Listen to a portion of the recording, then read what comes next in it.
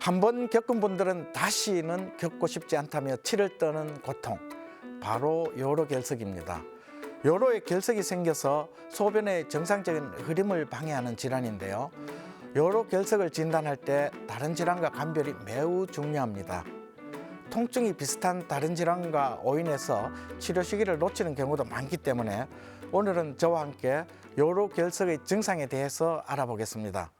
안녕하세요. 비뇨의학과 전문의 배양규 원장입니다.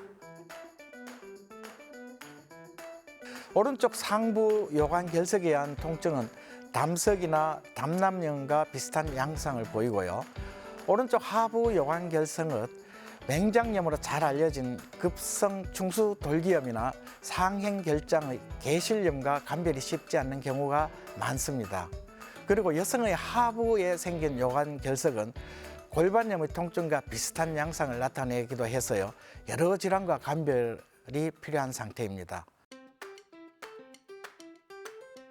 네, 요로결석이 신장 내에서만 있을 때는 별 증상이 없는 경우가 대부분입니다만은 결석이 신장을 벗어나서 움직였을 때 가장 흔한 증상은 통증과 혈뇨입니다. 결석에 의한 통증은 아주 특징적인데요.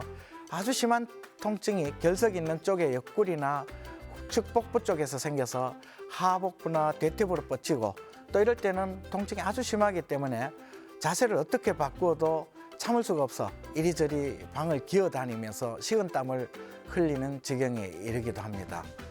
이러한 통증을 산통이라 하는데 몇 분 또는 몇 시간 지속되다가 사라지기도 하고 또 다시 나타나는 아주 간헐적인 형태를 보입니다. 이러한 갑작스러운 통증은 그 증상이 아주 심해서 응급 상황을 유발하기도 합니다. 네, 요로결석의 통증이 간헐적이기 때문에 통증이 없어졌다고 해서 결석이 반드시 배출되었다고 볼 수는 없습니다.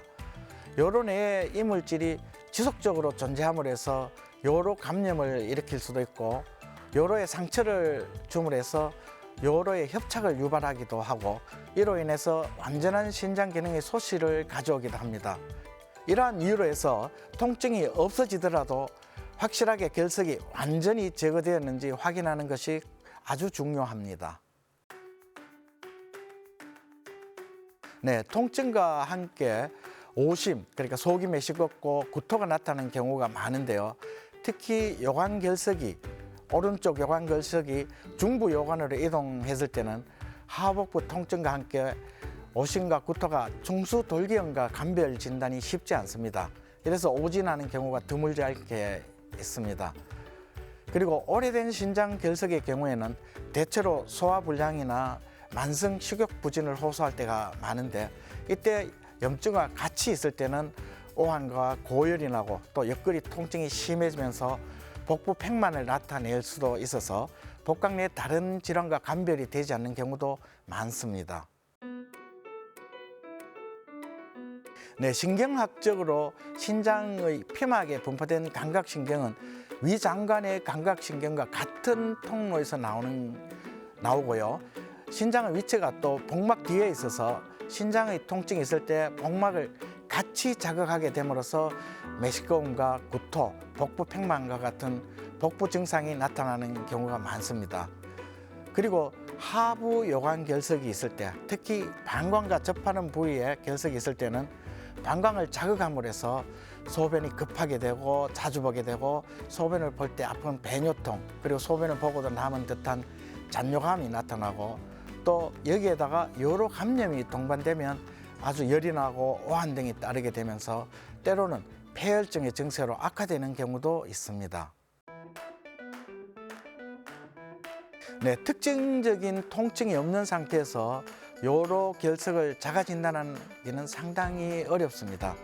그렇지만 최근에는 다양한 건강검진이 활용되고 있는데요.